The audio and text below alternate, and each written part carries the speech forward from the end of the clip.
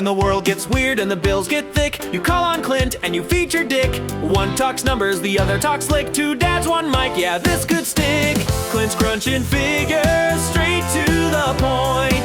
Dick's just here to laugh in the joint. It's the Clinterific Show, featuring Dick. Dick's quick with a joke, Clint's got the math. Together they'll balance your checkbook and your laugh. They'll talk finance, fun, and fatherly fails, with liquidity dreams and 401k tales. So grab your coffee, join us a ticket, the Clinterific Show, featuring Dick. And welcome back to the Clinterific Show. Welcome. Yeah. I'm Dick. He's Clint. Oh, I forgot to turn on my light so you can see my face. There we go. Yeah. Ding. Hey, I had a great idea. something crawled across your cheek and landed on your lip. No, it's still there. Oh, that's a mustache. Sorry. Wow. It's not a mustache. I just did not shave this morning. I'm impressed And now. the last 1,700 mornings. Excuse me, Clint. I must ask you a question. Yes.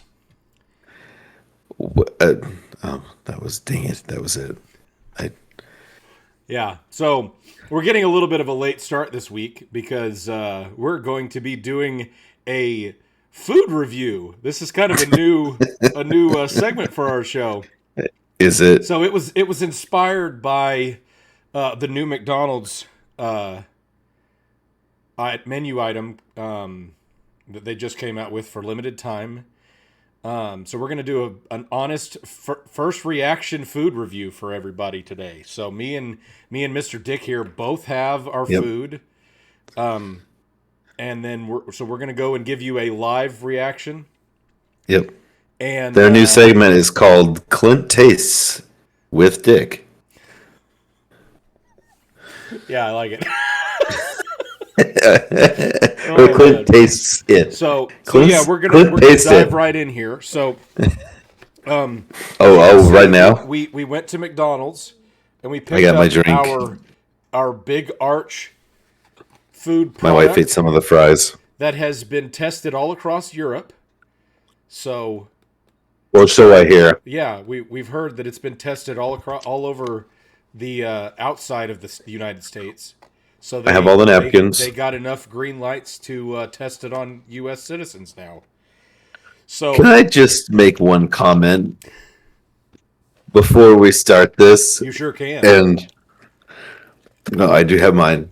My big arch right there. Yeah. Big arch. I just want to say that this may be a hot take, and it may offend some people, of which I do not care. But saying that your product was tested all over Europe is a surefire way for me to not take you seriously. That's me being polite about it. Listen, if that was the only thing that was the nail in the coffin, I would say he was doing pretty good. But the reality is that's not the only thing. So we're gonna go ahead and take a bite. So I don't know if you're ready. I know Mr. Dick has had his burger for a little bit longer than I have because I live near one of the slowest McDonald's after 7:30 on the planet. So Mine's probably cold. He's been waiting patiently on his cold, and mine's, Like most if I'm like being most completely British honest, food. mine's marginally cool as well, and it shouldn't be because I came straight there to turn on my computer. So yeah, we're gonna take an official bite of. I mean, it's a pretty girthy burger. It's got the crispy onions and some kind of what cheese. is in this Honestly, I really have no idea. I think thing. it's supposed to have like some kind of weird sauce, and it's got some things that are doing the part of cheese, and then some crispy onions. And I thought there was supposed to be grilled onions as well, but I don't see them now. They could be like kind of mashed in there somewhere. But let's let's go ahead and dive right in. If you're ready, Mr. Dick, are you ready? Okay.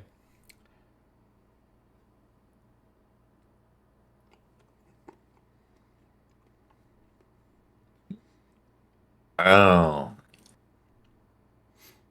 Look, you can see right there where I took the bite. Me too. I almost got some flavor. I could pick up some of the flavor profile from having it close to my teeth. I really just I like to, like, when I'm eating product for the first time, I like to, instead of chewing, I like to just kind of press it against my teeth, like. My teeth osmosize flavor.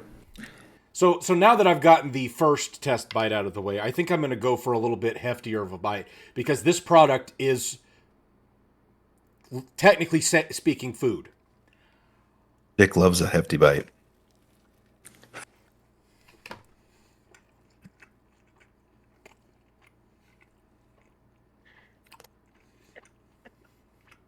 You know, not for nothing, but that tastes like food. Well, it tastes like someone's opinion of what food should taste Listen, like. there's definitely people all across Europe that have eaten this. My friends across the pond, I am sorry.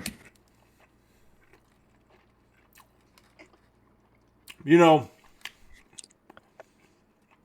I'm not going to lie. I like the crispy onion. It's not bad. Like, you know, this is what you're, that obviously looks kind of like a little mini shrimp, but it's actually the little crispy onion strips. They're I not usually bad. get those. I usually get those after eating too much yogurt. Yeah. You know, I would give this is a solid burger. I feel like all the sauce is kind of concentrated in the middle a little bit too much, but I feel like that's kind of a staple for McDonald's food anyway. You either You gotta get the tiniest amount of squeeze it. sauce in the middle. You squeeze it so the sauce oozes out to the edge. Well, yeah, no, I They mean, call I it- they know call how it the edging. process works. I saw Double Size Me or Super Size Me. And then there was that other movie with Michael Keaton. Batman? Yes. Although, fun fact, Batman has never eaten anything on any of his movies or TV shows. Never. He's never eating. Because I'm not really sure why, but it's just fun factoid. That's funny too, because like he of all the superheroes doesn't have his mouth covered usually. So it would be easy So- for him to do so. We had a theme night last night for supper with the kids. We did Batman. So we bought these little cardboard Batman masks and made we made bow tie pasta, but Anna dyed it black. So it looked like little bats. Not going to lie, it turned out pretty good. It looked terrible, but it was actually pretty delicious. So anyway, while we're eating, we've got the masks, of course, that come down, and stick down over your nose a little bit. And I realized almost immediately why Batman does not eat. Because you look like a moron because you can't hit your mouth. Because you can't see. Like, it goes into the blind spot of the mask. And it's like, okay. Right. Which I'm going to call shenanigans on the whole Batman thing. Because there ain't no way he's seeing anything from here to about here. So somebody punches him in the mouth, it's hitting him every time. Yeah. In the original Tim Burton movie, he couldn't turn his neck. Yes, you watch, I did see that. He has to do this to turn and look. Yeah. So Reminds me of my grandfather. yeah. So yeah. No, he had ankylosing spondylitis and his neck was fused. Interesting. So he had to go like this. See. It's probably Anyway. from all the bat bat bites. He was trying to give himself superpowers. You know, I heard a couple of people, comment they had never seen my grandfather and Batman in the same room together. Coincidence? No. He's Batman. What is this? It's like this I think that's orangish yellow sauce. that's the yellow sauce product. It comes from squeezing the juice out of juice. You make a bunch of synthetic products and then you squeeze them really hard to create another synthetic product that has a flavor. And then you put a lot of color in it. And that gives you a food-like substance. I thought that the Europeans were not very crazy about food-like substances. I'm wondering how they got this, how they get this passed. Listen, I hope that your employer doesn't do random drug tests, because I just realized that this hamburger bun has poppy seeds. Although the likelihood of them being actual poppy seeds and not just whatever they are is highly probable. So I'm glad my boss doesn't drug test. And if they do, I know it's going to happen. That would be quite a surprise. Clint goes into work, and his boss tells him, "You have to drug test today." Like, what? But I didn't study. This is a drug. How many bumps of marijuana did you do today? I don't know how much a bump is. I don't remember. Wait a minute. Doesn't marijuana make you lose your memory?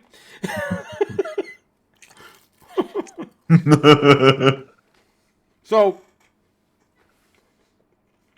no. I feel like I've eaten enough of this to be able to give it a accurate rating. So, Mr. Dick, I'm going to let you go first and give your 100% Dick approved or unapproved stamp on this product.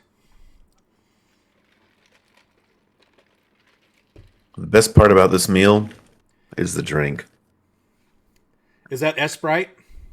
Yes, it is a Sprite. Nice. Yeah, that's a good one. I should have gotten Sprite so I don't stay up until 4 o'clock in the morning. Well, you just have to make sure you let your boss know you'll be in late tomorrow. Yeah. So honest, this is the first time I've eaten a McDonald's food type item. And, man, I don't think I have eaten there since before my kids were born. And Listen, my son is 9. Choice, I would be all over that. So, I'm definitely not all over this burger. You're not. My wife's vegetarian. No. Oh, okay. So the wife's vegetarian. My son is definitely not. My daughter waffles because she wants to be like mama. So she's vegetarian, but she'll eat turkey bacon in the morning when I make it. Yeah, I mean, yeah. Right. But this is just a great reminder of why I started making my own burger patties for cookouts. Yeah. I mean, their burger patties have definitely improved. Yeah, maybe. So I believe this is their quarter pounder burger. Yeah, I was just looking it up. It's supposed to be like 2 quarter pounders. Right. So they do but it's the patty for the quarter pounder burger. Yeah. Two quarter pounder patties. Mm-hmm. And hey, it launched today. Is that right? Is it today?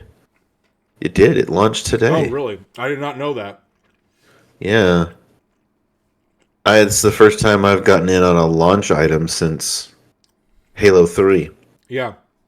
So I saw the video from the CEO that's been going around, and that's That's what inspired me to want to try this burger. And I thought I saw it on Friday, but it may have been Sunday that they were doing like the launch update or whatever. So anyway, yeah, you know, I just want to point out, I'm looking at an article where they're talking about this guy's review, and I'm looking at a picture of him, and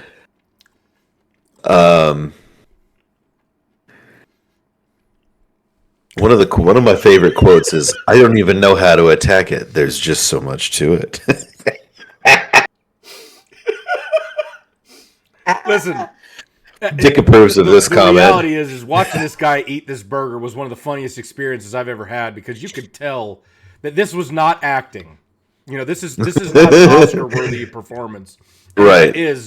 He deserves the Oscar this year for Best Actor, because the reality is, you could tell that he definitively did not know how to eat fast food, because in all likelihood he's had his food prepared for him and put on a plate and not wrapped for in years. anything for his for at least a decade, and forgotten what it means to have food that the average American is probably going to be consuming at least once in a year. Or the average European, apparently. Where they do their testing. Right. Here's some highlights on the comments from the video. The man's aura screams kale salad. That was the smallest first bite I've ever seen.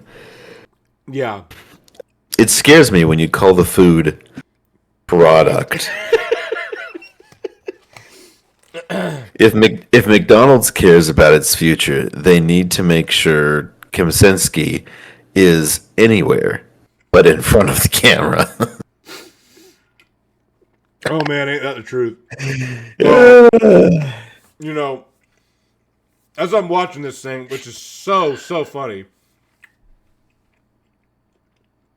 you can tell very definitively that statement of him not knowing how to attack it. Listen, he's been trying to eat food all wrong his entire life, because that was not a, I need to figure out what to do. It's a, this is something that's going to attack me, so I'm going to kill it before it can kill me.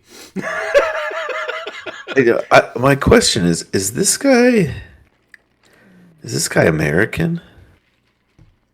You know, I'm giving him a tentative vote on whether he's human. This is the new CEO model of the Tesla robot. Yeah. Oh, good lord. His name screams Polish. Like, I pulled up the video, and he's like holding his hand like this when he's leaning to reach down for the, you could tell he was coached on what to do with his hands. Like, I don't know what to do with my hands while I'm talking to the camera. Oh, man. And I guarantee you there's somebody behind the camera going, "Don't look so dead-eyed. Please, stop looking so dead-eyed. Please." Awesome. You look like you're barely hanging on. Which he is. He's the CEO of McDonald's. It's probably a tough gig. Is it? Is it though? It sells itself. Listen, like, sometimes you're forced to eat the food that you sell to people in mass, so it's got to be pretty tough from some aspect of it.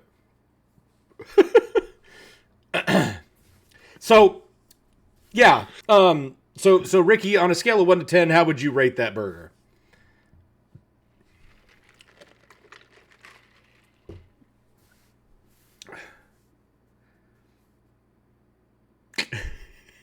He's got to think on this one, folks. I do got to think on it, because you know what? The bun is actually not bad, and they've either they toasted it or they painted the inside a light brown. I'm not sure which. They probably did a little bit of both. Yeah, okay. The sauce on it was actually not unpleasant. It was kind of tangy. Yeah. I do not like the lettuce. Of course, I think lettuce is pointless. So I generally avoid it anyway. It's for rabbits and fun fact, liberal white women. Fun fact, and I don't mean to derail your review, but I actually did look into this. So I heard this is something that my mom heard through the rumor mill from somebody when I was probably like 13 years old. That iceberg lettuce, which is largely what most people use on sandwiches, at least as far as I know, is, I think it's called like a negative food group. So essentially it takes more nutrients out of your body to digest than it does than it puts back into your body when you eat it. So I was like, okay, I'm going to see if any of that, because I was thinking about that recently. I was like, I'm going to see if any of that is even remotely close to reality. And it's not completely false. The majority of the content that you're eating when you eat iceberg lettuce is the water content.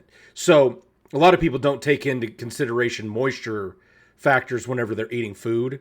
But the amount of water that you need in a given day is supplemented if you're eating iceberg lettuce. So you may not be getting a lot of nutrients, but you're getting a lot of moisture content from the lettuce. And the other thing to keep in mind is most people are not just eating a head of lettuce. And so like if you're eating it in a salad with, tomatoes and zucchini and squash and whatever else that you would put on a salad, then it actually is good from a perspective of crunch. Which there are better options out there, like romaine. I'm not disagreeing with you. I'm not saying that there's not better lettuce options, but if you are like, oh, well, I just don't like romaine because it's too much like spinach, and you're still looking for a crunch, they're nothing alike. Romaine is a lettuce. I'm just trying to give people options, dude. Man. Okay, look. Finish your damn review. No, okay. You got me on a soapbox about fucking iceberg lettuce, man. Here's your soapbox.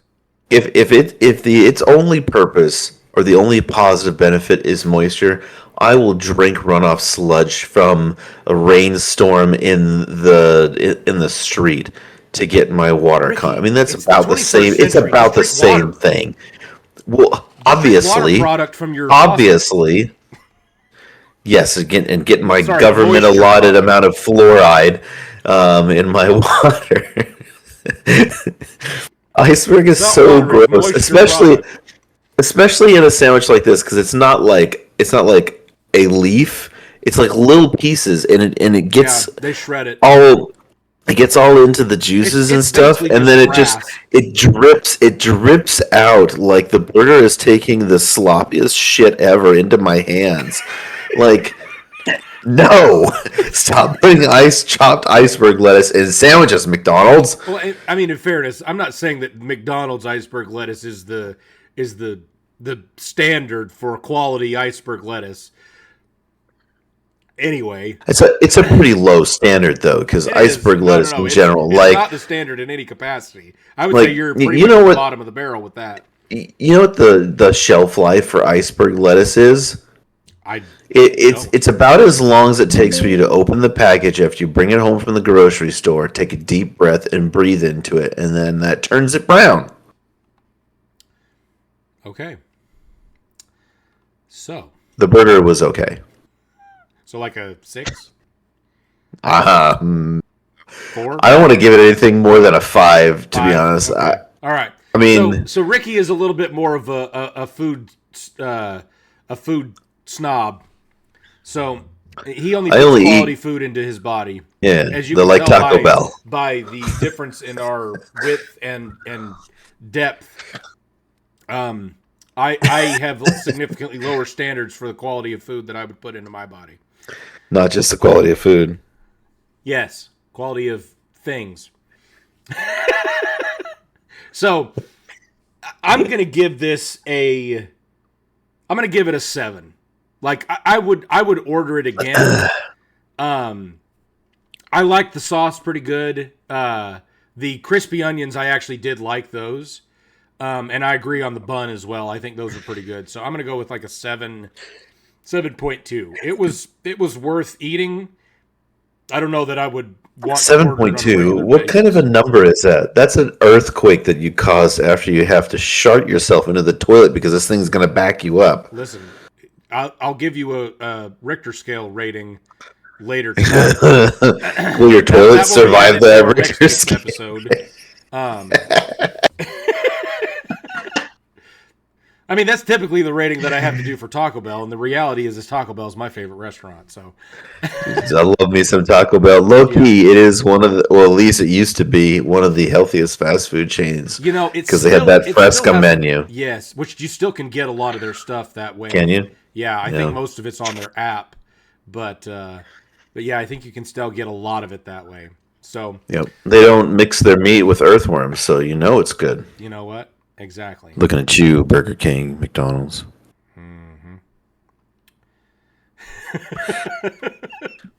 All our Burger Kings got turned into crack houses or torn down. You know, the ones down here are actually still pretty nice. So that was an improvement. Yeah. I think there's like one or two in town, but like the one that was closest to my house, like man, it was looking seedy for a while. Oh, yeah. Like it closed, and then like the graffiti started. It's the funny thing is the sign out front still said that they were accepting applications. Oh my goodness, that's amazing. So They fun finally story. tore it down and cleared the lot, but So whenever I Oh, was man. in high school, my senior class, we were tasked with cleaning the Bud Walton arena. It's the basketball arena for the Arkansas Razorbacks. So that was how we raised money for our class trip. We would just go in and clean after the basketball games. Anyway, one evening, because, you know, it's over there right next to the college, so there's a lot of restaurants and stuff like that that are open real late. We, after we got done cleaning, it was about midnight, and a handful of us had just driven over there because we were actually at the game that night. And we're driving home, and we stopped at a Burger King that was right down the road from where we had just finished cleaning. Anyway, so we go in there and we order food. There seemed to be some kind of argument happening in the tables seating area that we weren't really paying attention to because we were just getting the food and leaving. So we walk out the door, like, you know, right after we get the food. Didn't hang around. Weren't really paying attention to what was going on anyway. So we get home. You know, it was already late, so most of us just went and ended up going straight to bed. Hear on the news the next day that apparently there was a shooting at that Burger King that happened like right after we left. Wow. Yeah. And I'm like, oh man, well, we sure dodged a bullet. Literally. But it was funny because we're like, oh yeah, we're gonna head out of here. So yeah. Anyway, good timing. At 1 o'clock in the morning, highly suggest paying attention to your surroundings when you're eating at a fast food restaurant. Tip of the day. One other thing, and this is a rant. It's not my burger review. Oh, okay. McDonald's fries are crap. You know, They are the worst fast food fries, and I've had a lot of different kinds, but I think theirs are the worst. okay, who do you think has the And I don't. best?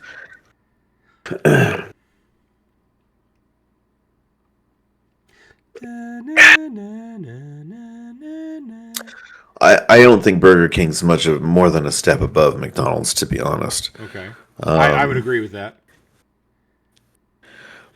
I know when I was living out west, my wife's from the West Coast, so she's, of course, obsessed with In-N-Out. Like, I don't know, did they not have any other burger places in their socialist paradise out there? Apparently not. Yeah, they're told to think that In-N-Out is actually the best, even though it's... And because they're good lefties, they do what they're told. Oh, yeah.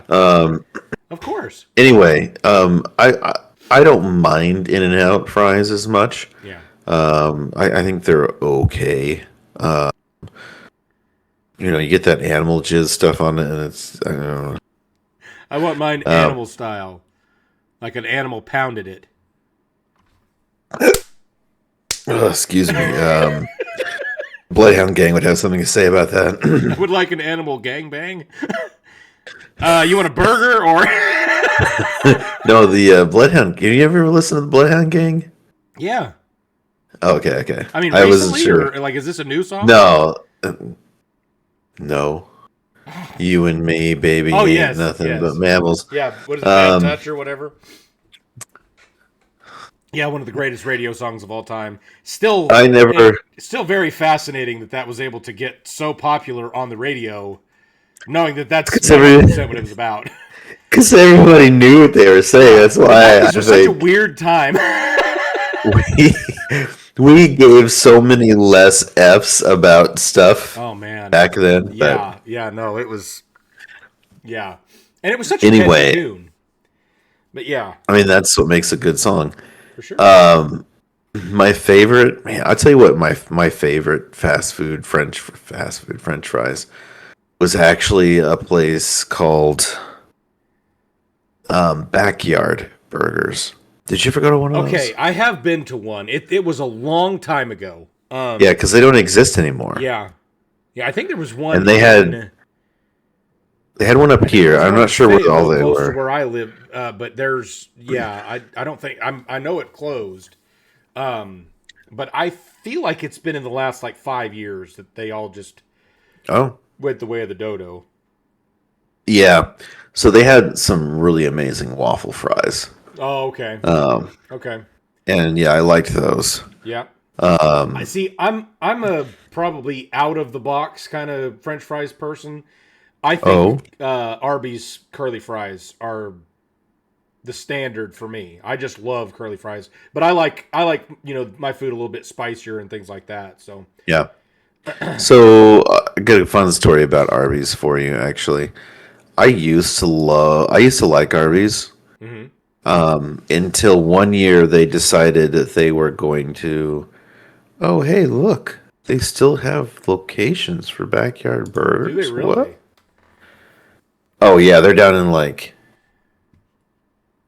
they don't have that many. Tennessee, Mississippi, Illinois, Tennessee, Raleigh, Mississippi. Yeah, they've got, like, a half dozen left. Ever. Okay. That's kind of sad. Anyway, crap. What was I saying? You're talking about who has the best fries and burgers and Arby's. Arby's. Yeah. So one winter, Arby's launches this line of like crystal goblets that have like winter scenes etched on them or whatever. Okay. They're actually pretty nice. They had like gold rim on them and whatnot. And my mom decided that she had to have, and they were releasing them in like batches or something, so they all had like different designs. I don't remember, whatever it was. We ate at frickin' Arby's like 5 days a week for a month to get all of them. Yes, I cannot eat Arby's anymore. Yeah, I don't even like the smell of their floppy roast beef. Like. You know, I just can't do it. It's so for me, I don't even really love most of their stuff. Their roast beef I could do without. It's, if I go there, that I'll typically get like just a roast beef sandwich, but I actually do really like their gyros. I didn't even know they had gyros. I know from the commercials. I guess they. All I know is that they have the meats. They do have the meats. But yeah, no, they have like a traditional Greek style gyro, that has like the whatever they call that meat that they put in the Greek gyros. It's actually pretty good. A lot of people knock on Arby's, which I don't blame you for having burned yourself out on it. I've had a similar relationship with McDonald's because my kids want to eat there all the time. Lincoln lives we used to nuggets, so. We used to beg our parents. We go on road trips. We'd beg our parents to take us there because it always seemed like our road trips they coincided with the Monopoly game.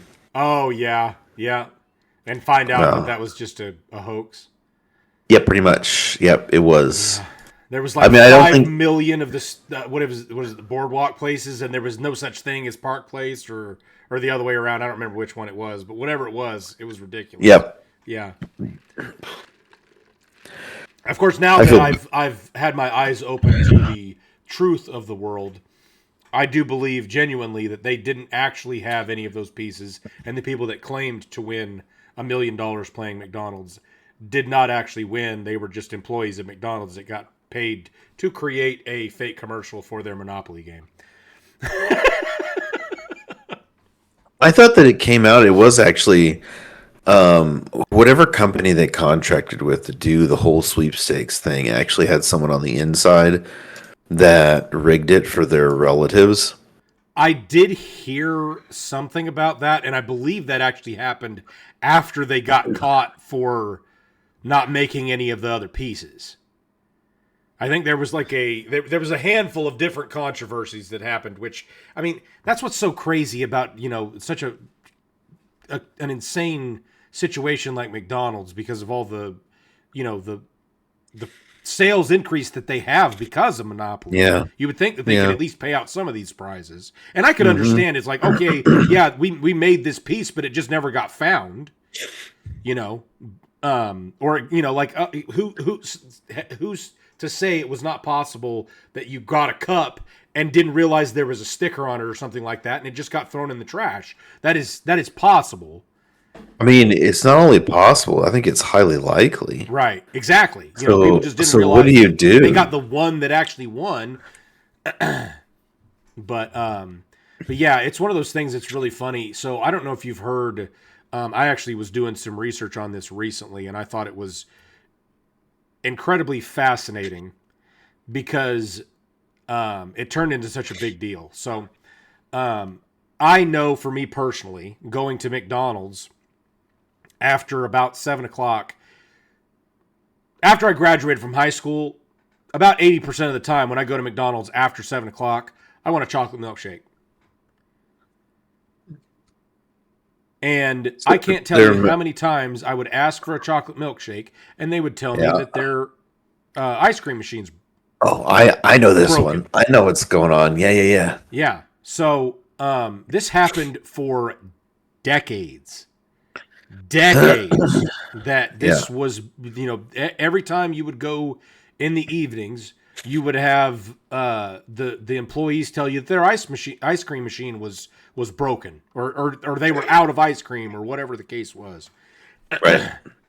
And so apparently the company that manufactures the actual ice cream machine for McDonald's developed a horrible reputation and could not sell their products to anybody else because the employees of McDonald's had been saying that these things were broken down like 95% of the time. It was incredible, the frequency that they were saying these machines were broken or out of ice cream or whatever. So come to find out that what was happening is they were not broken in any capacity. They were actually, the employees were doing the end of day cleanup in the ice cream machine at like 6 o'clock at night, as soon as the supper rush ends.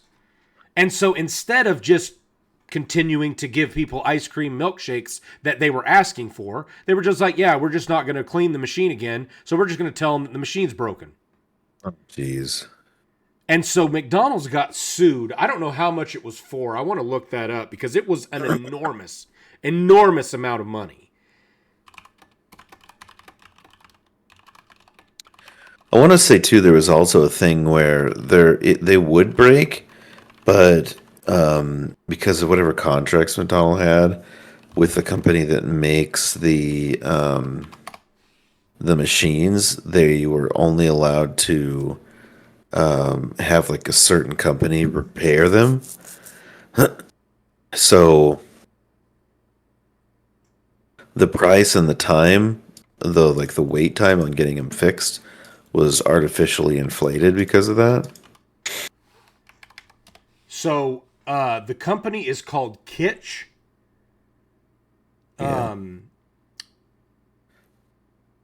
they sued McDonald's and Taylor Company, which I believe is part of the companies that supply them with their setups whenever they build their restaurants.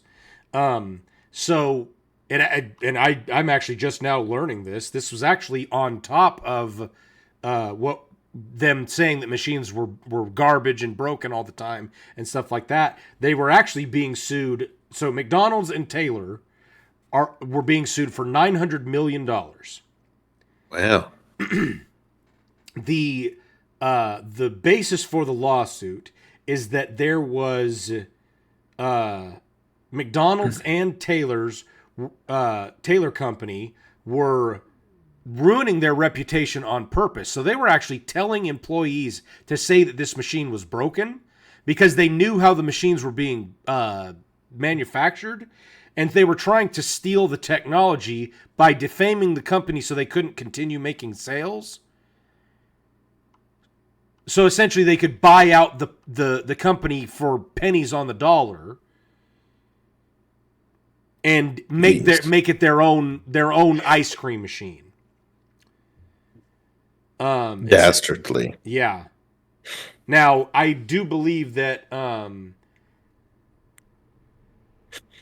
they're still in litigation. I don't believe anything has been completely said at this point. But yes, it's a $900 million lawsuit by the company that manufactures their ice cream machines. Wow. So, yeah. Yeah. Jeez. So it was beyond just the employees cleaning the machines at 6 o'clock at night and not wanting to clean the machine again, and costing McDonald's. I would be willing to bet it was millions of dollars in sales. Yeah, probably. Because the reality is like when you think about it, I can't be the only person that was like, oh, I went to McDonald's tonight and I wanted to get a milkshake and they told me no. So, if that's 10,000 people a day, which is probably not even close to how many people that they deal with on a daily basis. I don't know how much a milkshake now is right now. I know that most milkshakes are ridiculously expensive, so I'm going to say for the sake of a number that they're $5.50. And then that times... All I know is the last time I had a milkshake, I had to make it myself. And then I went out on my front porch. It was like a nice, cooling summer day. I went on my front porch, and all these boys showed up in my yard. And I'm like, no, you can't have my milkshake. Get the heck off my lawn. Damn anyway, right, it's better than yours. Yeah. It's like, I can give you the recipe, but like, you ain't got this pizzazz you can put in it like me. If I give it to you, I'm going to have to figure that one out. But I ain't selling. It's saying for sale. So here's my estimate. So if that's based on 10,000 people in the United States asking for a milkshake, and they're $5.50, which I have a feeling is probably low for their milkshakes. And I'm going to look it up.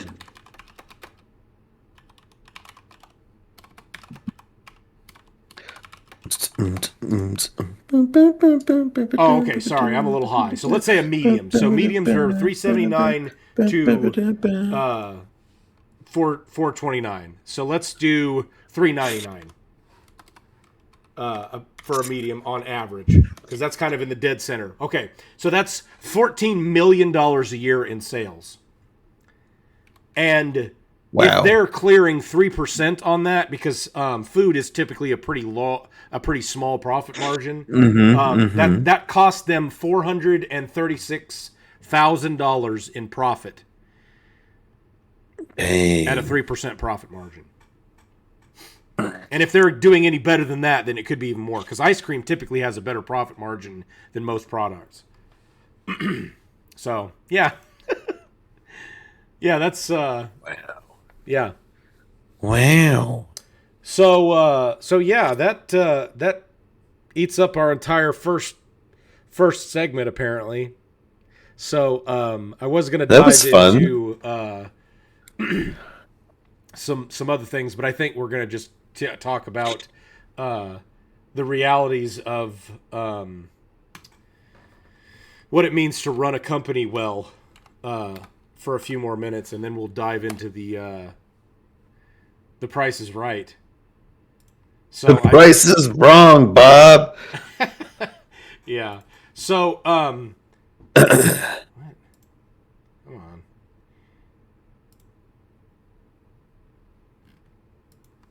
Okay.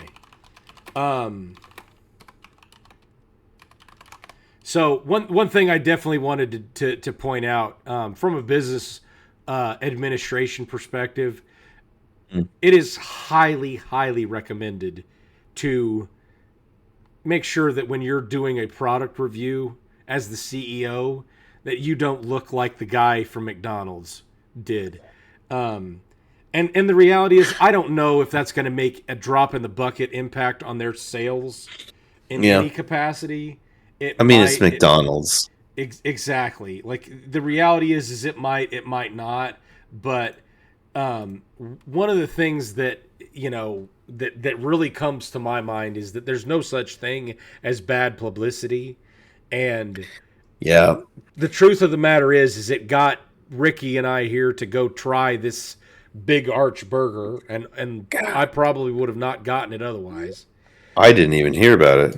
So if that is the case, the thing that's even funnier is that is the most ingenious marketing scheme I've ever seen, because I guarantee you it's going to be all over the place from a people talking about it perspective.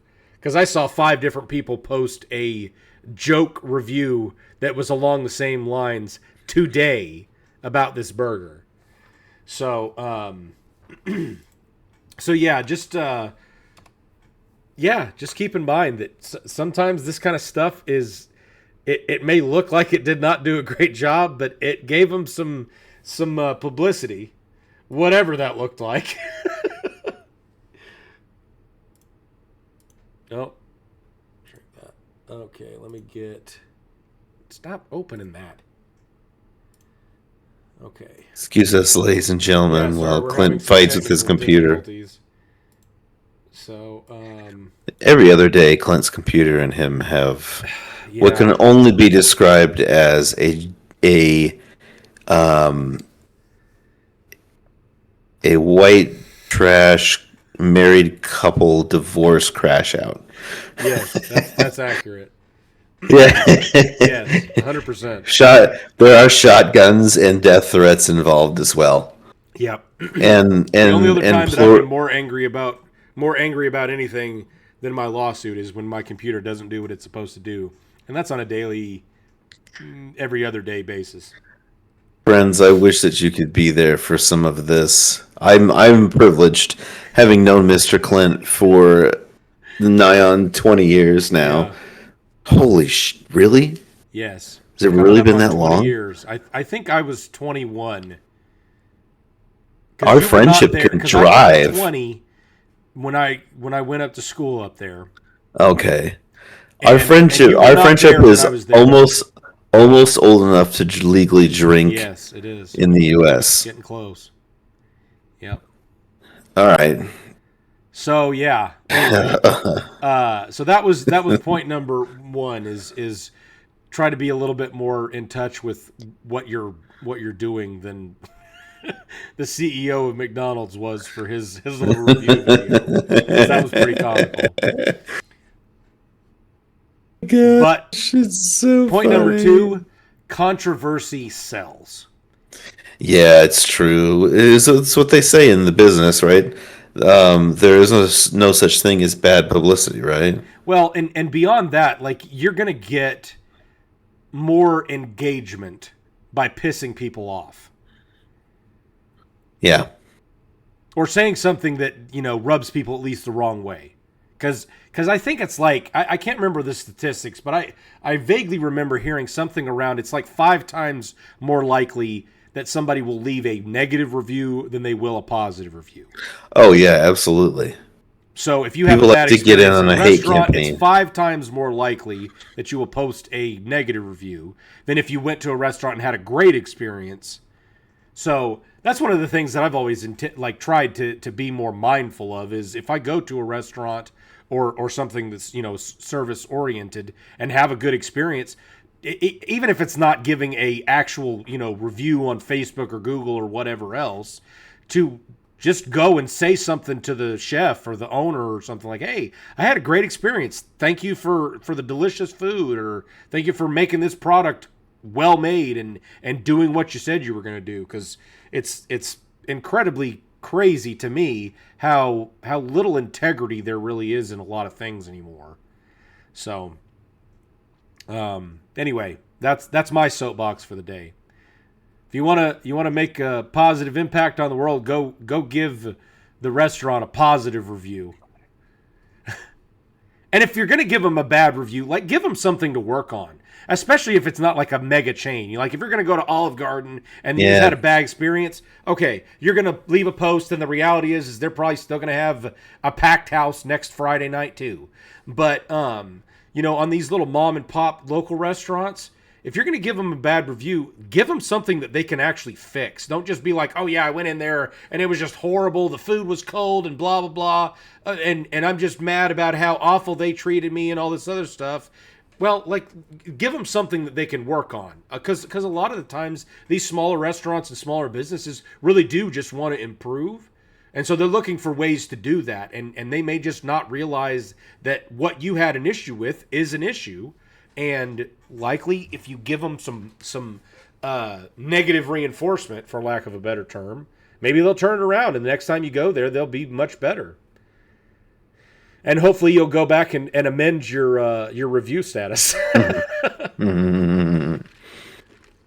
All right, are you ready for the Price is Wrong? I am ready for the Price is Wrong because I've not been doing great, but this week is not going to be accounting and tax services themed, because I'm quite frankly just done with dealing with taxes and accounting. I am so in the thick of it right now. We need to get a soundboard. I'm just thinking about that clip now. It's like we need a soundboard where you can just hit a button and it plays that. Yeah, where you can plays that little clip from Happy Gilmore where he goes, "The price is wrong, bitch."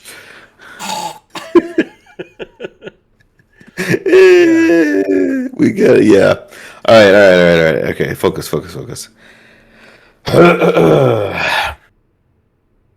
All right. Scenario number 1. All right. Scenario number 1. I'm hoping this will be a little bit more entertaining than last week, because I basically gave you 2 of the exact same scenarios. Yeah, it was. Yeah. Anyway. Scenario number 1: crime scene and biohazard cleanup. This goes hand in hand with our McDonald's review today. Okay, yeah. Yeah. This is specifically... discount code. McDonald's CEO. I was going to say, discount code is, I don't know how to attack this. Yeah. Yes, yours is way better. I don't know how to attack this. Oh, man. Yeah. Biohazard cleanup. I don't know how to attack this. I'm gonna go call some different biohazard cleanup websites and post them as free advertisers on the end of our show, because that's an incredible pitch. Okay, this specifically is for residential incidents. Residential. Okay. Once again, going with our McDonald's theme this week. Okay, yes. A specialized cleanup company is hired after a traumatic event in a private residence. Traumatic. Standard cleaning companies cannot legally perform this work because it involves biohazard material. Oh my goodness.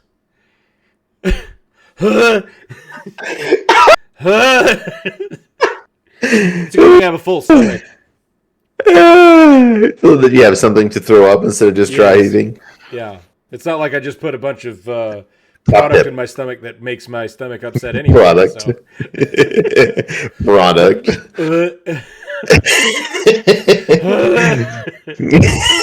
Please excuse me for this short, unscheduled break. We'll be right back. It's a good thing I have a trash can. Do, do, do, do. I've got the meat sweats. Oh, man. All right. Biohazardous material. Yes. So a typical engagement includes hazard assessment and scene containment, removal of contaminated materials such as carpet or drywall. Dang. Biohazards. You don't want to have those 70s carpets in your bathroom.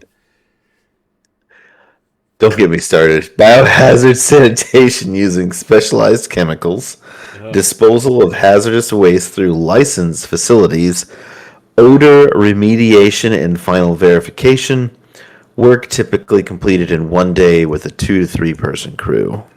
Okay.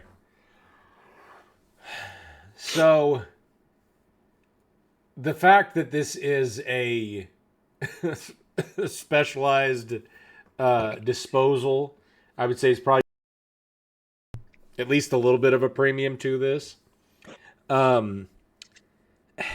With a you said 2 to 3 man crew? Yes. Okay. Because it takes less than a day, I'm going to take a little bit of what I would guess off of it. But the fact that it's biohazard, and I'm sure they have to wear some level of hazardous attire. Yep. This one's tough. I'm gonna like I have a feeling that it's gonna be within 2 specific ranges of price, and I think it's probably gonna be on the lower end, but I have a feeling it's probably gonna be on the high end. So I'm gonna guess $2,700. You're low. Okay, so that was what I thought that was going to be. So, okay, so my second guess is $8,000. Now you're just a shirt high. Okay, really? Okay. So what is it, like 77,000? 7,200? It's 3,500 to 7,500. Oh, okay. Okay. So it was on the spectrums of both ends. Yeah. Okay. And Yeah. so the reason I was saying 2,500 or 2,700 is because essentially with a 3-man crew for a full day, you're looking at for having to wade through literal human shit. You're gonna have to pay them a pretty good penny. Or other things. So let's ballpark on the low end at 150. Yeah. An hour. Then that puts you at 1,200 right there, and that's not including disposal. That's just the cleanup and all that stuff. So, yeah, I could see it being there. And honestly, you're probably gonna have to pay up more than 150 an hour to get that that kind of stuff. Plus, you got to have all the specialty equipment and all that stuff. That's going to be driving up the price as well, and to have to pay for special disposal systems and stuff like that. So, okay, all right. Well, I lose that one. So, I was a little bit too far out of the realm of the guess on both ends on that one. Price is wrong, bitch. Okay, let's hear number 2. All right, scenario number 2: residential golf simulator installation. Residential golf golf. Golf. Sorry. Okay. Golf. Sorry, I thought I Golf? don't know why I thought you said golf. Golf. I've never even heard of this, so I'm gonna have no idea. Okay, residential golf simulator installation. Okay. Okay, so this is a home technology installer hired to build a golf simulator in a residential garage or bonus room. The homeowner already purchased the simulator equipment but needs professional installation. Okay. Typical engagement includes measuring and preparing the room, installing projector screen and hitting enclosure. It must be iceberg lettuce. Mounting sensors and That was the special calibration equipment. Cable management and basic electrical connections. Software configuration and testing. Okay. Total installation time usually 6 to 8 hours with 2 technicians. Okay. So does that include, like, is the price including any, or does it say as far as like the enclosure, you know, because obviously the room already exists because they're putting it in a room or a garage, so that Right. so the structure itself exists, but from a perspective of, like, some people do like padding on the walls and stuff like that. Does it say anything about including that in the price, or does it sound like all of the supplies and materials were paid for already by the customer, and this is just installation? It's just installation. Okay. It's just installation. Okay. For 2 guys, I'm going to guess probably on the lower end on that. Because the fact of the matter is for one of those things, I would say a significant portion of the cost is coming from the, you know, the supplies from the projector and the projector screen, the sensors, all that stuff. I think that's where a lot of the cost is going to come in. You know, because I mean, it's even the same like with home movie theaters, and you know, especially and they've come a long way since the early 2000s. Because I can remember my mom got asked to do a quote to install. She was doing she makes custom interiors, like curtains and shades and stuff like that, and she could make blackout shades. So you know, when you want to watch a movie in the middle of the day, you draw the blackout shades, and it's pitch black in the room. And so I remember she said that one lady had a theater installed that was like $275,000 or something crazy. And the thing that's crazy about it is that if they had that done now, it would probably not cost more than about 50, just because the home theater experience. $50? No, 50,000. Oh. But the home, like, for the equivalent type of experience, because obviously TVs have evolved so much in the last 20 years, but just from a perspective of the price point to get into that equivalent would probably be less than $50,000 if I had to guess now. But anyway, all that to be said, I'm going to guess for installation only. For 2 guys, let's go with, I'm going to go with $2,250. Final answer? Final answer. So, estimated customer price range is $1,800 to $3,200. Hey, Hey, I actually got in the you range did this it. time. You did it. Yeah. Hey, I did pretty good. So I'm 50-50 this week. Hooray! Hey. I really suck at this. Like, I feel like I've been about 50-50 for the majority of this stuff. But you know what we're gonna do? 50-50. We're gonna go. It's still an F. We're gonna start having you do it Uh-oh. in a couple weeks and see, like, just do like 2 or 3 weeks in a row where I put together the stuff and you have to guess, and we'll see if I'm actually doing better. As you know, from a standard deviation perspective, for what a normal person would get. Oh my gosh. I'm a normal person. That's terrifying. Well, you don't live in accounting like I do, so. Oh, I see what you mean. Yeah. You know, because I feel like that, at least to an extent, gives me an idea, a good metric for what most things cost. So. Yeah. Well, you know, I'm mathematically disabled. So. Well, I mean, you know, listen, math was never my best subject in school. I was good at it, but my brain is more about the logic than the math. I mean, math is logical, but I'm the process of accounting and stuff like that is more of it just makes sense in my brain. You know, math stopped being logical to me when they wanted me to start finding their X. It's like, hey man, I'm not Dr. Phil. I'm not about that. Finding their X's, wow. 5x equals 3. 5X means you're a slut. Yeah. Yeah. Quit spreading yourself so thin. One man. Come on now.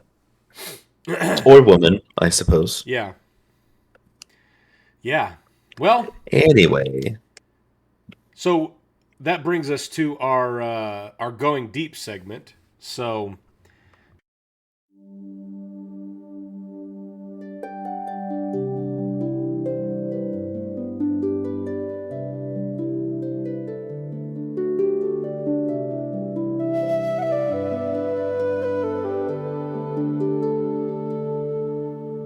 Diapers, dogs, and dead life tricks. Laugh it off and face it quick.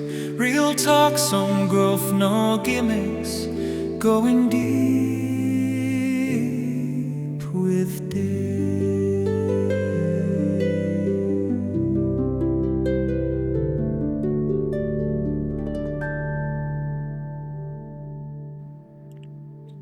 you want to dive into this week, Mr. Dick? Yeah, I got. Dick. Gosh, you need to get that song up. Oh, I've got it. You've got it. Are you gonna the editing this week? Because I'm definitely gonna add that in. And you're gonna have the right now in the background the instrumentals. Yes, it's gonna be so perfect. Up. Yes, it's so good. I'm gonna go as soon as we're done recording. I'm gonna go and listen to it again because it was fan freaking tastic. Yeah.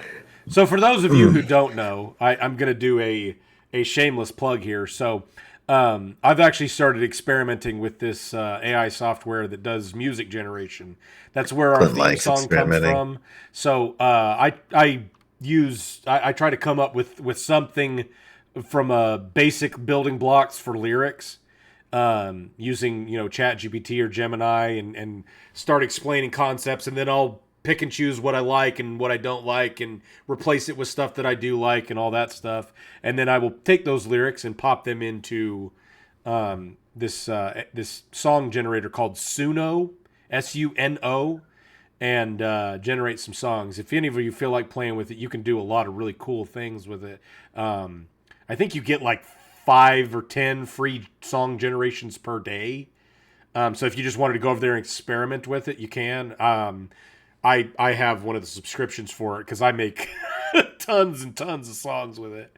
But yeah, so the long and short of it, that's where a lot of these songs are coming from. So I'm working on creating some songs for our different segments to bring us into going deep with Dick.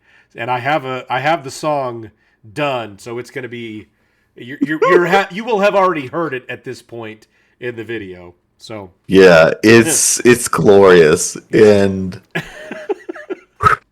man, yeah.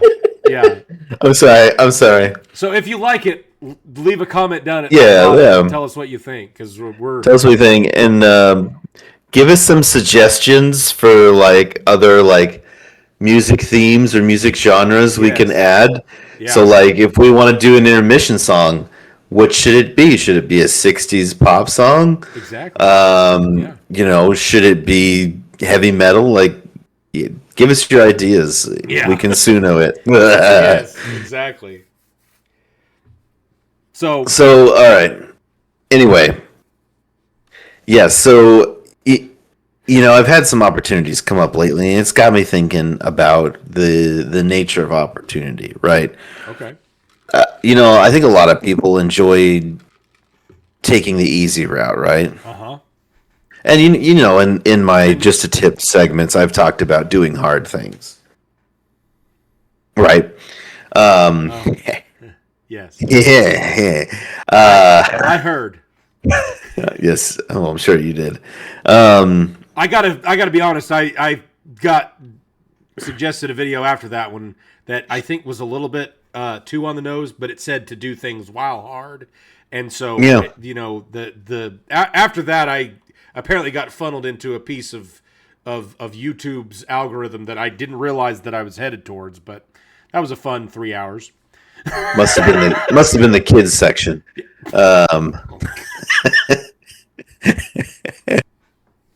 Oh my goodness. Anyway, wow. Yeah. All right, so opportunity. One thing I've noticed, when it comes to opportunity, and as adults, most of us who are adults or adult-like people now, we get opportunity, but it usually comes. It comes in some form of added responsibility. Mm-hmm. And like I have the opportunity to be a father now. Well, that comes with a lot of responsibility. I have the opportunity to be in a more managerial role at work. Comes with more responsibility. And I think we often look negatively on some of these responsibilities, as if that is all the opportunity is the opportunity to work more, to be burdened more, to have more to do and be like held accountable for. Mm-hmm. And I kind of want to talk about that, and that I think we should reject that idea. In that opportunity, yes, it comes with often with a lot of responsibilities, but responsibility isn't inherently a bad thing. I think anyone can look back at their life, and I mean, I know I do, and I think back to different eras of my life, back to college, back to high school, or even just to back before kids. And you have a little bit of nostalgia about, oh man, things were so much easier. But I rarely think I would give anything to go back to that time. Because Yeah. even though I've added more opportunity and responsibility to my plate as an adult, those things have been a net bonus to my life. Having kids, advancing in my career, and learning new things, and being able to, as like in a managerial role, being able to help lead other people to become better versions of themselves at work. I think opportunity is a very good thing, and that the responsibility is, well, it's kind of a byproduct. And I mean, you can take the negative side of anything if you really want to, but opportunity is out there, and in our country where those who will take the opportunity and run with it and make the best of it, for the most part, like, you're rewarded in some way. That's the way our economy is set up, the way our culture is set up, the way our society is kind of set up. So don't shy away from opportunity. Embrace the responsibility and the extra work, and look for the benefits in it.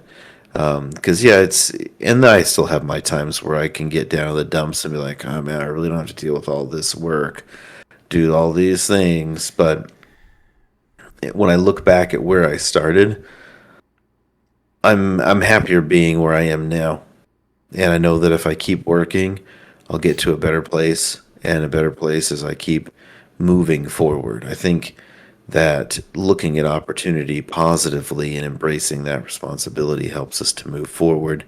If we're always looking for the easy way and comparing the now to the has been, you stagnate and you don't keep improving.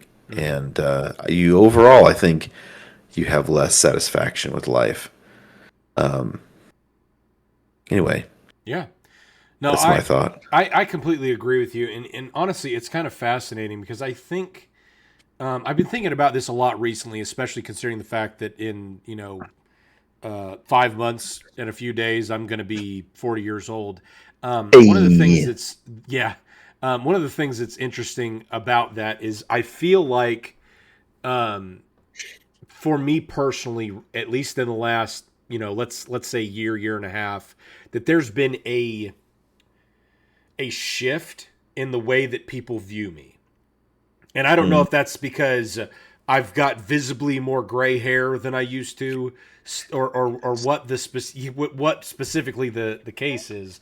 But it's fascinating to me that because of the fact that I am starting to look more advanced in my years, that Aged. Right. Like that Wizened. people are almost giving me the benefit of the doubt. Like whether I actually am wise or not. These are people that have never even met me before. But, Yeah. Now that I'm almost 40 years old, and eventually at the end of this year going to be 40 years old, it seems like in the past, kind of like what you're talking about with opportunity, when I was 30 years old, opportunity may tap on the door a little bit. And now it feels like, at least for me personally, now that I've getting close to 40, opportunity is like, okay, they're bashing on the door and going to make sure I answer first. Because I've hit a certain point in my life of age, wisdom, whatever you want to call that. And that's probably more of a perceived external viewpoint of wisdom. Somebody looking at me like, oh, well, he's an older guy. He probably knows what he's talking about. And what's fascinating about that is, even for me personally, half the time I'm looking at myself thinking, okay, well, do I even really know what I'm talking about? But then I realize, yes, I do know what I'm talking about. Yeah. A lot of the times when I'm especially like in business and stuff like that, when I'm advising on people on what to do, and it's almost like a taking on that extra responsibility, and that is tied hand in hand with opportunity. When you really embrace that and move forward with that, it's almost like a, trying to think the right word. I don't know if it, like self-fulfilling prophecy or something like that, where I give advice believing that my advising on their business is going to make a positive impact on their business, and then 6 months down the road it actually leads to a positive impact on their business. So that validation Right. is interesting, because it's like, okay, I've been around long enough. I've been working in the accounting and tax field for 15 years now, give or take a little bit. So obviously I've got a good amount of experience, and I don't think of it from that perspective, because some days I'm like, I'll wake up and roll out of bed and think, oh yeah, I'm still 22 years old. And then I stand up and realize that it hurts to stand up because I slept wrong. And I realize, no, I'm not 22 years old. I'm 40, or pushing 40. Right. Well, and like, I think part of, kind of coming of age a little bit as we are now in our midlife, Yeah. is that you do gain a little bit more of a perspective.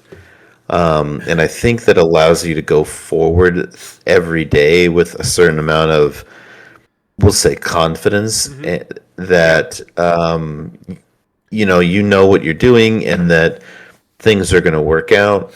And I think one of the paradigm shifts for me is realizing that, when I was younger, 15, 20, 25 years ago, some of the people I was looking up to that I thought had their poop in a group were 40. Yeah. Like, oh man, that guy's got it together. Oh, that's because he's 40. He's figured it out Right. by then.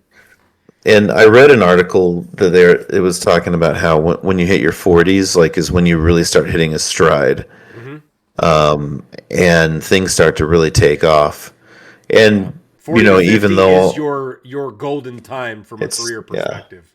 right, and even though, like, for me personally, I've gone through a career change at a terrible time, late 30s, knocking on 40, it still turned out okay because I have enough life experience behind me that has, I think, benefited a lot. Because even like the guys that I know in my current field that, went to school for what we're doing, they got like an associates or whatever, not knocking associates, but they're like fresh, they're wet behind the ears. And even though they have some of that knowledge, a lot of them I have still outpaced not having any of that prerequisite knowledge. I think just because I've had enough life experience in the working field that, there's a lot of things that you don't learn in school about work environments that life teaches you. Yeah. So while I've been able to, kind of get a jump start, because I'm better at perhaps navigating the work environment, the interpersonal part of it, and I've been able to learn more technical stuff in the meantime. Yeah. Um,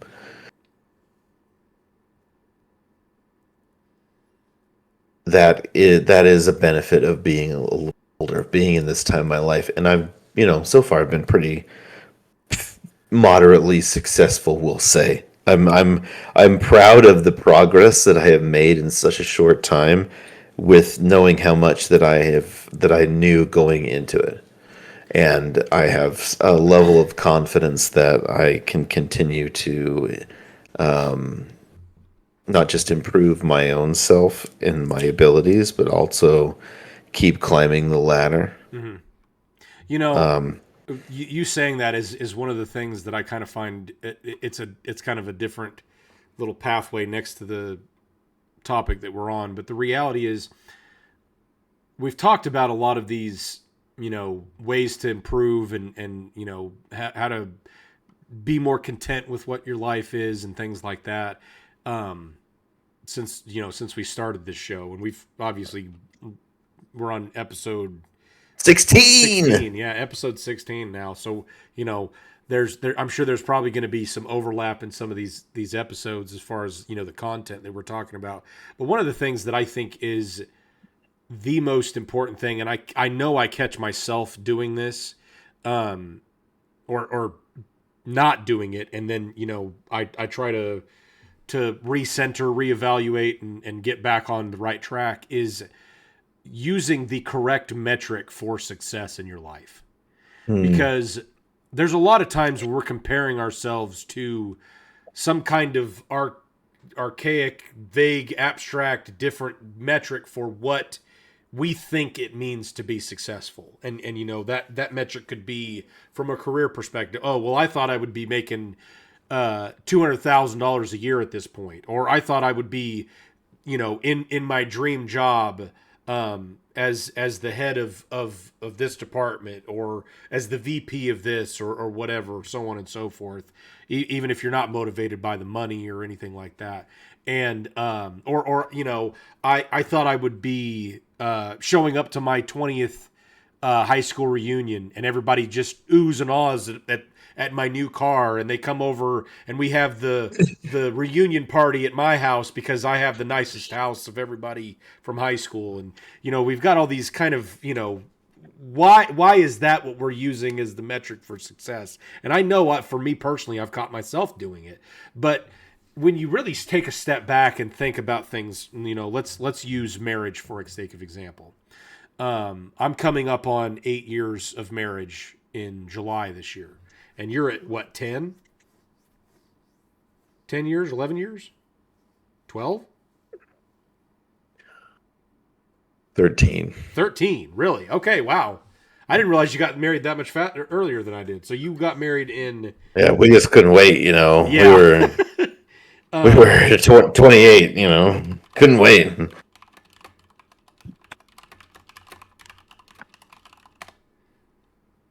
Okay, so here's something to give you a little bit of success metric in your life. Uh-oh. So the average length of a first marriage in the United States is 8 to 12 years. Nice. So I'll let my wife know that we're doing good on our first marriage. Yeah. Yeah.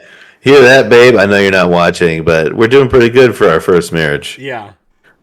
But yeah, so I mean, like that's one of those things, and I mean, even from a perspective of like how well your kids are doing, you may not feel like, oh yeah, man, I'm doing horrible as a parent, and I'm screwing this up and screwing that up and everything else. But then I take a step back and I'm like, okay, I'm going to use my son and brag on him a little bit, and I'll brag on my daughter too, because they're both incredibly smart young kids. My son is able to read at, I believe, about a 3rd or 4th grade reading level right now, and he's 5.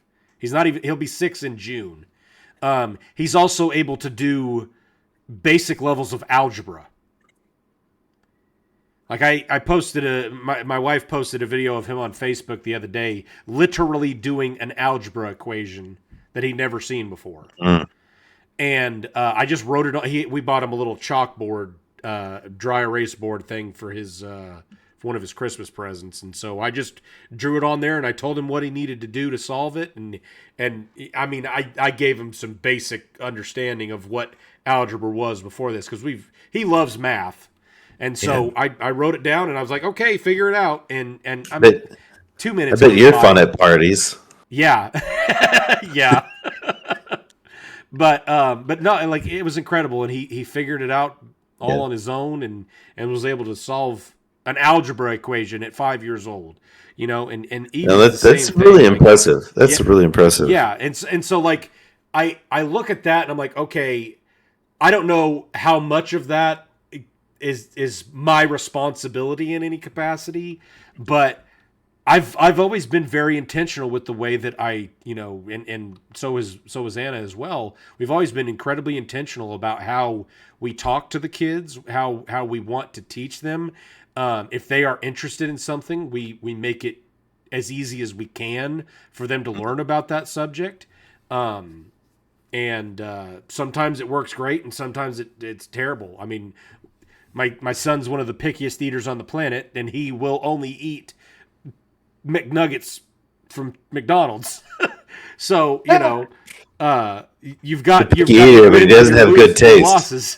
Exactly. Yeah. But you know, Evie's the same kind of way. I mean, it's incredible. Her memory is a steel trap. Like, she could listen to a song and she'll sing it after hearing it one time. You know, I used to be able to do something kind of similar to that. Me and my sister both. Just, you know, my dad has a lot of a musical influence in our lives, and so, you know, we grew up listening to all kinds of music at a very young age, and so we've kind of passed that on as well. And it's pretty incredible. But, like, you know, almost immediately after she hears a song, she's repeating it back and singing it. She's shy. She doesn't want to sing it in front of anybody, but she sure knows how to sing it. So, you know, it's just one of those things, like, you know, from what we were talking about from an opportunity perspective, yes, that additional responsibility is going to mean that there is more on your plate. But if you look at it through the right lens, odds are that extra amount that is on your plate is going to lead to significantly more fulfillment in your life. So, you know, just kind of keep that in mind. But anyway, that's definitely a winning point for our Going Deep segment this week. So, hey, yeah, you know, I did think about this as I was this weekend, while I was trying to figure out, I was actually doing some research into some popular movies, and I believe we have talked about The Big Short on here. I know we talked about The Wolf of Wall Street. We talked about that one. Jordan Belfort's. And so I think I want to talk about the financial crisis from 2008 in one of our next few episodes, because there is a lot there, and as many times as I've researched and even watching that movie, because the movie really does have a lot of really good information. I watched another YouTube video about the actual. So Steve Carell's character, I believe his name was like Mark Baum or something like that in the movie. Mm-hmm. He was actually based on a real person, and I'm having a hard time remembering what his actual name was. I'll bring it up next time in our next episode or whenever we talk about that movie. But I watched basically it was about a 45-minute reaction from him talking of, like, the actual person. I think his name is Steve something. He talks about how accurate the film was from what really happened's perspective, and adds in a few footnotes. And I mean, he even talks about meeting Steve Carell, because Steve Carell actually met him to largely base his character off of the real man. So it was kind of interesting from that perspective. Oh, but as I was cool. So as I'm researching, you know, this movie and looking for some different, you know, topics to talk about, I actually found and watched the Godfather film. I don't know if you've ever seen the original Godfather. Largely touted as one of, if not the greatest film of all time. This is maybe a hot take, but I think I watched about half of it and got bored. You know, it's so. I actually would say something along those same lines. So, obviously, this is an old movie. Yeah. It's made in 1972, so it does not have all of the same kind of flashy action sequences that you've gotten, especially from a millennial perspective. You know, I don't even need that though. You don't need it, but it does change a film. Like I watched a movie. I went to a movie theater with a bunch of friends. Gosh, this was sometime when I was in college, and I was home from school, so I was hanging out with some of my high school friends. And they're like, "Yeah, let's go see a movie." We all went to see this movie, right? And it was called Good Night, Good Luck. And I had no idea what it was going into it. And it was in black and white. And it was a drama. Like, it wasn't like there was no action or anything, but I loved it. I was great. Like, I was into it the entire time. And what's it about? It's about a news station that was doing journalism during the McCarthy trials era. Okay. Interesting. For those of you who don't know about that, there's a famous senator who some people would say he led witch hunts against supposed communist infiltrators into American politics and life in prominent ways. And the story in the movie was about this news organization that was, kind of investigating what he was doing, trying to see if he was really on the level or if he was just throwing out random accusations. And the reason it's called Good Night and Good Luck is the main guy who would be on the broadcast was the broadcaster. I see. His sign-off phrase was "Good night and good luck." So it was a pretty good movie. It was a pretty good movie. I'd have to see it again now. Yeah. And that's the thing that's crazy to me, because the whole time I'm watching it, it's a 3-hour film. And it's one of those, I love the Lord of the Rings films. Oh my gosh, yes. Those are, as far as I'm concerned, peak cinema. Like, the whole experience was amazing from start to finish. Yeah, they don't get much better than that. And so, that being said, I'm also definitely more of a sci-fi fantasy genre type person myself. So Star Wars, Star Trek, Lord of the Rings, that kind of stuff, that's my jam. I love that. I would say that Empire Strikes Back is probably my favorite. It is definitely in my top 5 favorite films of all time. And from a perspective, I mean, obviously, my favorite movie of all time is Hot Rod. That being said, I realize that is not a cinematic masterpiece from a storytelling perspective or anything like that. It's just an incredibly entertaining movie that I just really enjoyed. But from a perspective of, like, great storytelling, where I'm just hooked from the beginning and made it all the way through and just loved that movie. It was just weird to watch something that I was kind of expecting to somewhat live up to the hype. And I will admit that it was entertaining. And it definitely had some powerful draw from a storytelling perspective, at least for me. Now, that being said, I felt like I had been watching it for 9.5 hours. So I turned it on at about 8:30 at night, watched it for at least an hour, and I thought I was getting close to the movie being over, and didn't realize that I was only a third of the way through it. I had only made it to like an hour and 5 minutes, so I was not anywhere close. But it was just interesting from a perspective that I expected the movie to be so much better than it actually ended up being. And I feel like the story, if told with slightly better, like, one of the scenes in it, I don't know if you remember this, because you said you only watched about the first hour of it and got bored. The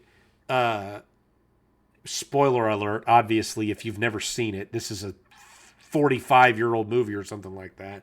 Anyway, actually, it's probably getting close to 50. 1972? It's over 50. Yeah, anyway. So, yeah, it's an old movie. Anyway, so there's the Godfather's family is basically trying to force a big TV producer to put one of his buddies in this big budget film in Hollywood, and the guy refuses to do it. So, long story short, he's gonna make him an offer he can't refuse, and the guy shows him around his estate, and he's got a huge horse barn with this prize stallion that he's gonna stud out for hundreds of thousands of dollars, which is like, $45 billion now, adjusted for inflation.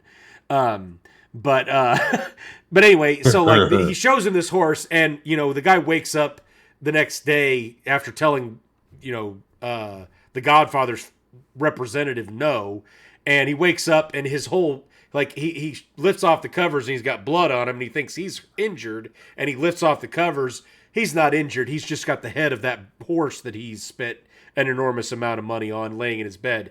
And the thing is like, this is 1972. It does not even look like a horse head. When you're watching this stuff on a 4K TV, it's like it's aged very poorly. Like, it's obvious that this is not a real horse head in any capacity. And it is gratuitous amounts of fake blood. I mean, just like comical amounts of fake blood that this guy somehow miraculously just sleeps through the whole night getting doused with this crap. I mean, like, it's like he's in a swimming pool in his bed covered in this fake blood. And so I'm just like, okay, like, you lost me a little bit there. It's a little bit of a suspension of disbelief difficulty. Yeah, exactly. And then there was this. There's another scene where the son, which is played by Al Pacino, he ends up basically performing a hit on the guys that tried to kill his father, and who's the Godfather in the movie. He kills these two guys. One's the chief of, like, the captain of police or something like that, and the other is a head of one of the families in there, whatever. And like, I mean, like, it's in the middle of not a packed restaurant, but there's definitely people in there, and just walks up and I mean, it just goes to show you that I guess this was based in the 50s. Just goes to show you that in the 50s, the way to commit a crime was to just do it in broad daylight and walk out. And as long as you weren't there whenever the police showed up, you got away with it. That's crazy. It's like, and the thing is like, everybody knew he was the one that did it. So he ends up, I think he runs off to like Italy or something like that, and he's in hiding for like a year or two at least. Yeah. And he comes back, and it's like, okay, yeah, like, you just murdered these two guys in broad daylight. And I mean, it wasn't daylight, it was in the evening, but it's like, okay, yeah, but like, it's not like they forgot. You still committed murder. I don't know how things worked in the 50s, but apparently 17 credible witnesses was not enough to put you away. Yeah, apparently. Jeez. So yeah, it was just like, as I get to the end of the movie, I was like, wow, this is crazy. But I did think that it was entertaining just from the perspective that I did not realize how many pop culture references there have been to this movie in other things that I've watched, and that made it probably more enjoyable than it should have been. So, have you ever watched Modern Family? No, not. Okay, so if you ever get a chance, it's a pretty entertaining show. It's not like the most amazing show of all time, but the dad Phil, I don't remember what the guy's name is in real life, Tyler something. He is hilarious in this show. Anyway, he basically does a complete reenactment of what happens at the end, because basically what happens is Al Pacino takes over as the Godfather after his dad dies, and he ends up orchestrating the assassination of everybody that betrayed his father and the head of the 5 other crime families, or 4 other crime families, while his sister-in-law's daughter is being baptized. So, like, as he's, going through the process of doing this baptism for a baby, he's like, "Do you renounce the devil?"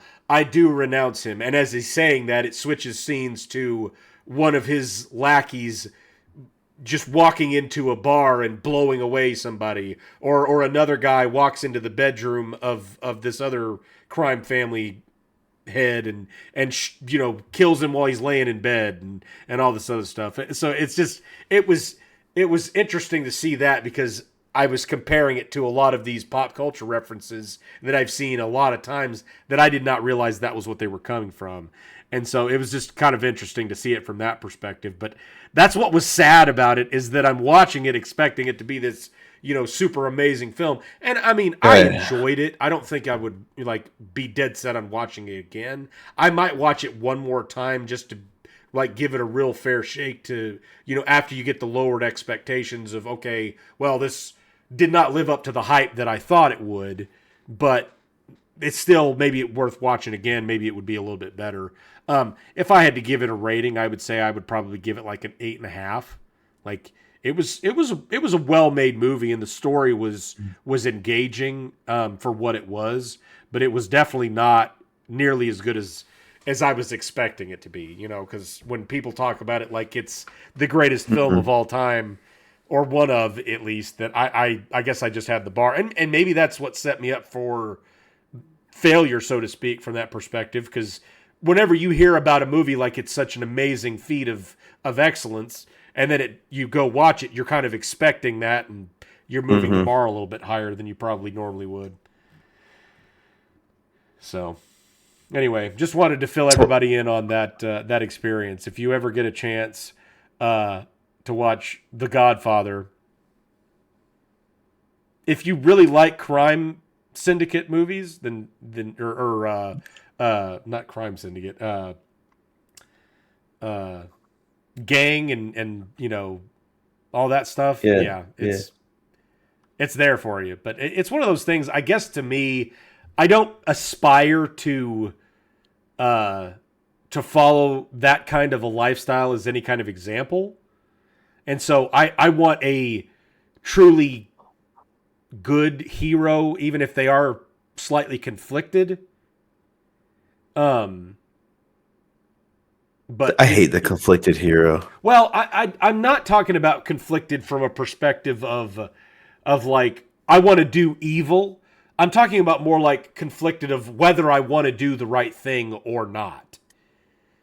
Yeah, see, You know what I mean? Yeah, and I know what you mean, and I hate that hero. Like, Okay. to me, the better hero is one that is convicted of what is right. Oh, and yeah, just goes out and frickin' does it. Well, Like, yeah. So let me clarify what I'm saying, because I don't disagree with you. I like the hero that is, okay, this is the way things should be, and I want to follow that. I'm talking about more from a perspective of, okay, I've got a conflict of what kind of decision I have to make here. I have there is a, following my convictions will lead me to do this to save the city, or I do this to save my sister. Those are both benevolent actions that don't mean he's an evil person, but that conflict has to have some weight, because the reality is yes, you want to save your sister, and yes, you want to save the city. So the conflict comes from, how do you make that decision? You know what I mean? yeah, and I hate those. Okay, so what do you do if you have to choose between saving your sister and saving the city? I don't know.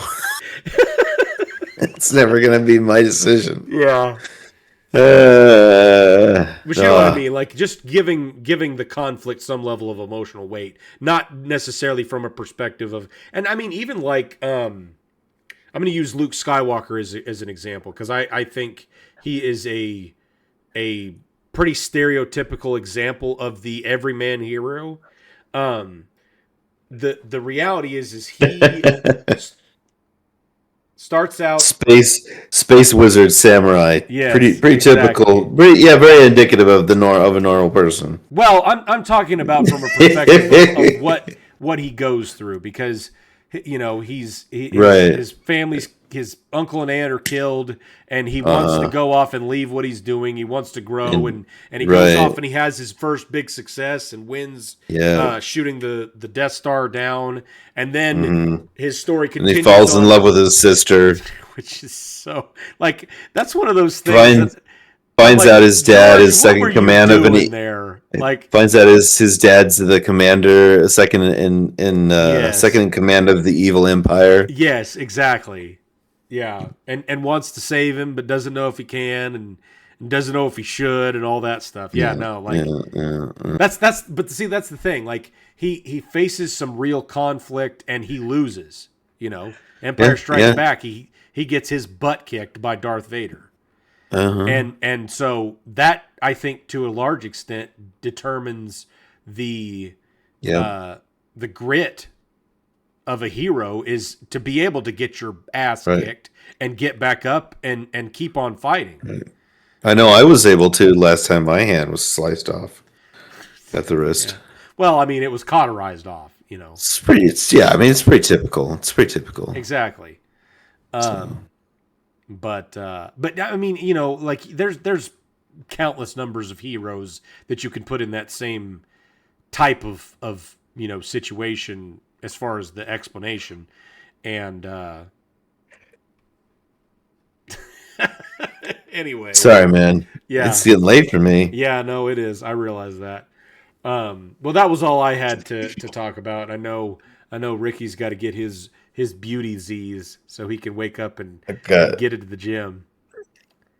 I got to get a lot of them because I'm not very beautiful. Yeah, you're prettier than you think you are. This is what we were talking about. You got to move the metric. Oh, man. Well, that was all we've got for this week. So thank you, everybody, for stopping by again. And if you made it this far, don't forget to scoot into the comments section. Slide into our like button and send our subscribe button a DM. Don't forget to massage that notification bell. Oh, yeah. Yeah, I always forget about the notification bell. I don't even remember the last time I've turned on a notification bell. But I think they turn on automatically. And check out our promo code somewhere on the screen for Bob's Biohazard Cleanup. I don't even know how to attack this. Go to bobsbiohazard.com/dick. Oh, man. All right. Well, y'all, everybody have a what is it? Today is another day. Go out there and make it a good one. Make it a great one. Yeah.